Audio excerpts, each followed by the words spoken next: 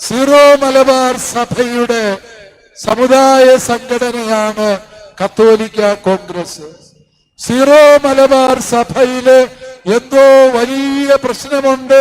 Zero Malabar സഭ അങ്ങ് തകരാൻ പോവുകയാണ്, സഭ അങ്ങ് ആവിയാകാൻ പോവുകയാണ് എന്ന് പറഞ്ഞ് സോഷ്യൽ മീഡിയയിൽ കുഴലൂതുന്നവരെ ഞാൻ ഈ പോലീസ് മൈതാനിയിലേക്ക് ക്ഷണിക്കുകയാണ്.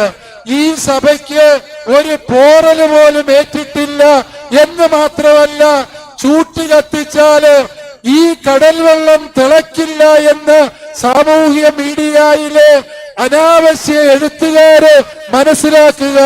ഈ സഭയ്ക്കൊരു പിതാവും തലവനുമുണ്ട്. അത് അഭിവന്ദ്യ റാഫേൽ തട്ടിൽ പിതാവാണ്.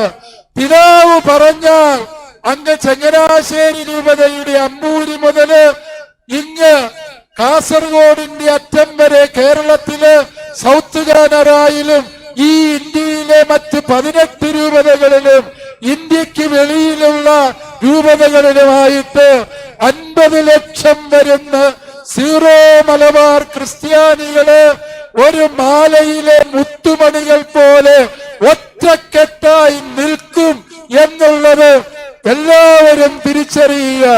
ഞങ്ങളുടെ ഇടയില് ചെറിയ ചില പ്രശ്നങ്ങളും തർക്കങ്ങളും ഉണ്ട്.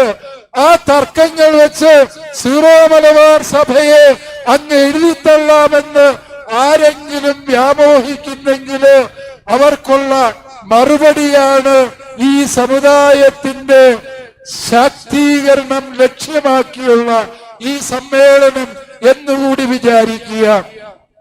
പല രാഷ്ട്രീയക്കാരും അങ്ങനെ ധരിച്ചു വയ്ക്കാറുണ്ട്. പല നേതാക്കന്മാരും ഈ ദിവസങ്ങളിൽ സംസാരിക്കുമ്പോൾ പറയുന്നത് സീറോ മലബാർ സഭയ്ക്ക് പ്രത്യേകിച്ച് പരിഗണനയൊന്നും കൊടുത്തില്ലേലും കുഴപ്പമില്ല, അവർ രാഷ്ട്രീയമായി അധികം വിലപേശലൊന്നും നടത്താത്തവരാണ്. ശരിയാ, ഞങ്ങൾ വിലപേശാറില്ല.